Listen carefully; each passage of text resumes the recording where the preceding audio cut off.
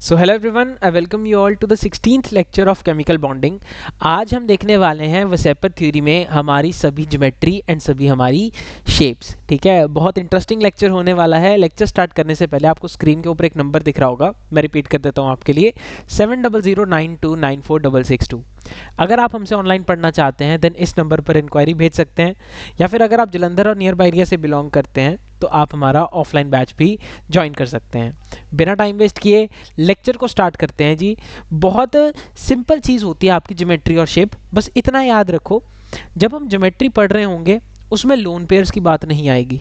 ठीक है, शेप्स जब हम पढ़ते हैं तब लोन पेयर की बात आती है। तो ज्योमेट्री पढ़ते time no lone pair considered, और जब हम शेप पढ़ेंगे तो लोन पेयर देखे जाते हैं। ठीक है, चलिए भाई। अच्छा, ये जो चीज़ें हैं, ठीक है, ये जो हमारी बेसिक चीज़ें हैं, ये हमने हाइब्रिडाइजेशन में बहुत अच्छे से कवर की हुई हैं। सबसे पहले बच्चों हम बात करेंगे हमारे लीनियर मॉलिक्यूल के बारे में। ठीक है, जब हमारी ज्योमेट्री लीनियर होती है उसका क्या मतलब होता है कि आपका सेंटर में एक एटम है जिसकी एक बॉन्ड इधर की तरफ और एक बॉन्ड इधर की तरफ होगा। ये जब कोई भी ऐसा मॉलिक्यूल दिख जाए तो ये क्या होता है भाई, आपका लीनियर ज्योमेट्री होती है। लीनियर ज्योमेट्री में दो पॉइंट है। सबसे पहला, ये जो आपको मान लीजिए मैंने AB2 करके एक मॉलिक्यूल ले लिया यहाँ पे, ठीक है, AB2, वैसे इसका बेसिक जो एग्जांपल होता है वो BeCl2 हमने किया था, बट आप यहाँ पर AB से समझिए। एक A का एटम, दो B के एटम कैसे अरेंज्ड हैं, थोड़ा जूम इन कर देते हैं। ठीक है, कैसे अरेंज्ड है, 180 डिग्री के बॉन्ड एंगल पर अरेंज्ड है, यानी कि इनके अंदर रिपल्शंस क्या होंगी, बी और बी के बीच में रिपल्शंस क्या होंगी सर, मिनिमम होंगी। क्लियर हो गया। तो चलिए, ये हमने बात की किसके बारे में, हमारे लीनियर मॉलिक्यूल के बारे में, जहां पर बॉन्ड एंगल कितना रहता है बच्चों, 180 डिग्रीज का रहता है। फिर दूसरे हमारी बात आती है भाई ट्राइगोनल प्लेनर मॉलिक्यूल के बारे में। अब ट्राइगोनल प्लेनर मॉलिक्यूल की जो बेसिक एग्जांपल्स होती हैं, BCl3, BF3 ऐसे करके। ठीक है, मतलब जहां पर आपके सेंट्रल एटम के साथ तीन बॉन्ड बन रहे हों, वो मॉलिक्यूल कैसा होता है आपका, ट्राइगोनल प्लेनर होता है। ठीक है, हमने एज्यूम किया यहाँ पर कोई लोन पेयर नहीं है, सिर्फ सारे बॉन्ड ही इलेक्ट्रॉन्स हैं। ठीक है, बॉन्ड पेयर इलेक्ट्रॉन्स ही है।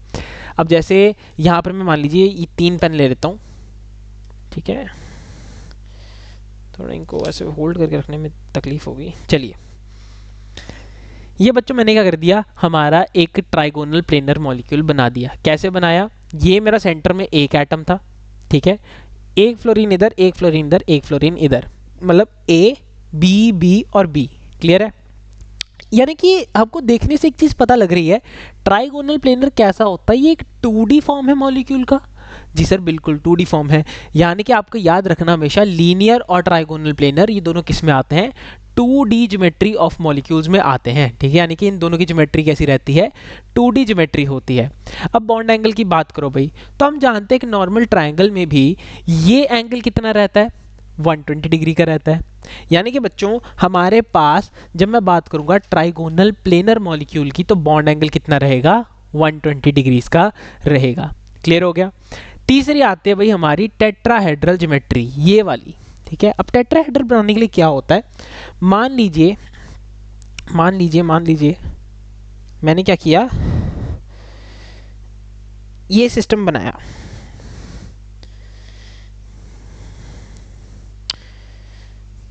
ठीक है, ये हमारा क्या था, ट्राइगोनल प्लेनर था।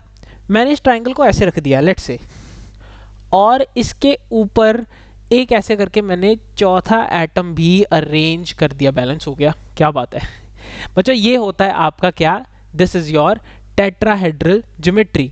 यानी कि अब हम किस में आ रहे हैं, अब हम 2D से 3D मॉलिक्यूल्स की फॉर्म में आ रहे हैं। ठीक है, ये मेरा नीचे क्या है, एक ट्रायंगल है बेस पे, और उसके ऊपर क्या रख दिया मैंने, ऐसे करके एक अगला एटम भी रख दिया।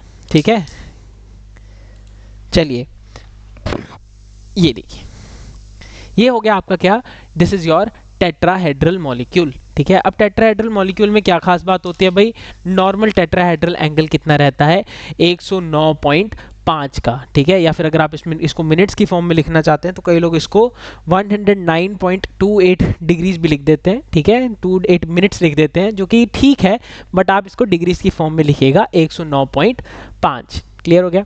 चलिए भाई, अगली बात आती है हमारी टीबीपी की। अब टीबीपी ना बड़ी इंटरेस्टिंग चीज होती है।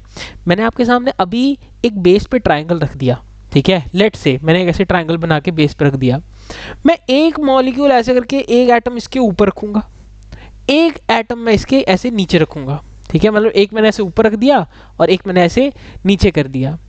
जब मैंने ट्रायंगल के ऊपर एक एटम ऐसे करके रखा तो लाइंस को ज्वाइन करने पर ये एक पिरामिड जैसा बन जाएगा। ऐसे ही जब मैं इसके नीचे करूंगा तो यहां पर भी लाइंस को ज्वाइन करने पर एक पिरामिड बन जाएगा। दैट मीन्स मॉलिक्यूल क्या है, मॉलिक्यूल है मेरा ट्राइगोनल बाय पिरामिडल, और इसकी सबसे बेस्ट एग्जांपल जो होती है वो PCl5 होती है। क्लियर है भाई? तो ट्राइगोनल बाय पिरामिडल की क्या एग्जांपल हो गई, PCl5 हो गई। फिर अगला मॉलिक्यूल आता है बच्चों आपका ऑक्टाहेड्रल मॉलिक्यूल। ऑक्टाहेड्रल मॉलिक्यूल में बेसिकली क्या रहता है, ऑक्टाहेड्रल मॉलिक्यूल में आपका best example is SF6। Centre में एक एटम रहेगा, आजू बाजू 6 एटम्स इस तरीके से अरेंज होंगे कि बेस पर एक स्क्वायर बने, एक पॉइंट ऊपर, एक एटम ऊपर, एक एटम नीचे। यहां पर देखो ये एरो से दिखाते हैं इसको, चलिए ये देखिए एक, ये इसके साथ की ये दूसरी, ठीक है, एक ये हो गई, एक ये हो गई, एक ये और एक ये, ठीक है भाई। हो माफ़ कीजिएगा, मैं ये थोड़ा एक्रोबैट पहली बार यूज़ कर रहा हूँ, मैं ज़्यादा इस पे ये एनोटेशंस यूज़ नहीं करता।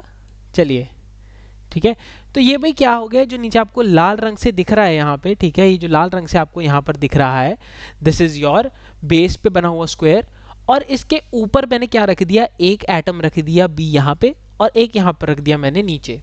तो TBP और ऑक्टाहेड्रल में सर क्या फ़र्क रह गया, TBP और ऑक्टाहेड्रल में फ़र्क ये रह गया कि TBP के बेस पे ट्राइंगल होता था, इसके बेस पे क्या है, इसके बेस पे स्क्वायर है, ऊपर एक नीचे एक, बेस पे स्क्वायर। ये हो गया आपका ऑक्टाहेड्रल मॉलिक्यूल। होप करता हूं आपको ये चीज़ समझ आई होगी। अब नेक्स्ट लेक्चर में हम देखेंगे हमारे शेप्स को। चलिए मिलते हैं आपसे।